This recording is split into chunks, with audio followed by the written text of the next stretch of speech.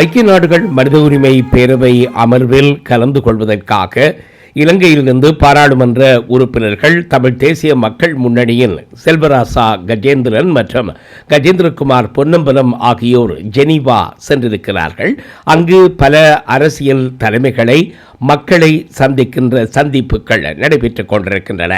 அந்த வகையில் லண்டனில் கடந்த 2ஆம் தேதி நடைபெற்ற இங்கிலாந்தின் கன்சர்வேட்டிவ் கட்சி மகாநாட்டில் தமிழ் தேசிய மக்கள் முன்னணியின் தலைவரும் பாராளுமன்ற உறுப்பினருமான திரு கஜேந்திரகுமார் பொன்னம்பலம் கலந்து கொண்டிருக்கிறார்.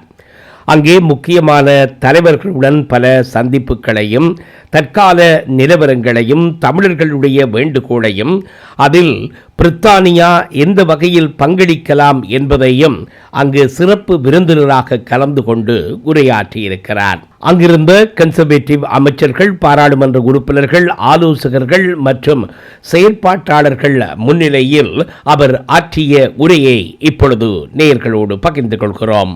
16th of May 2009, I was approached by the LTT to broker a ceasefire between the government of Sri Lanka and themselves, because there were about 100,000 civilians within their control areas.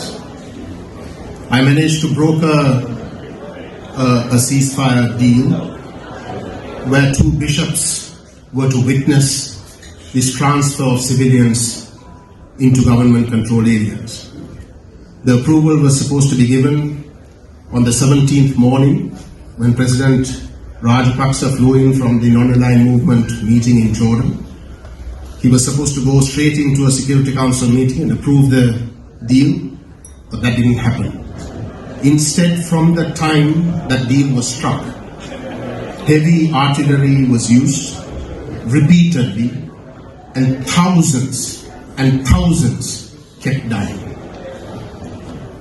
When the LTT has declared, not just through me but through several others, their intentions to surrender in order to save thousands and thousands of lives, and when the government refuses to accept that, continues to use heavy artillery, when the war was already over, that can mean only one thing: to destroy in whole or in part.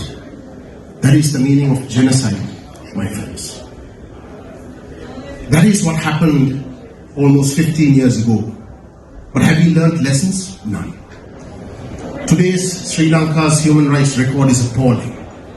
Despite the fact that the country is bankrupt, despite the fact that the country requires the Tamil diaspora's financial assistance, investments, nothing has changed. We continue to be targeted. I personally am targeted.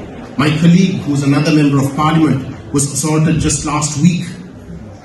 When we made police complaints, the police arrest 6 individuals who were caught on video assaulting a member of parliament.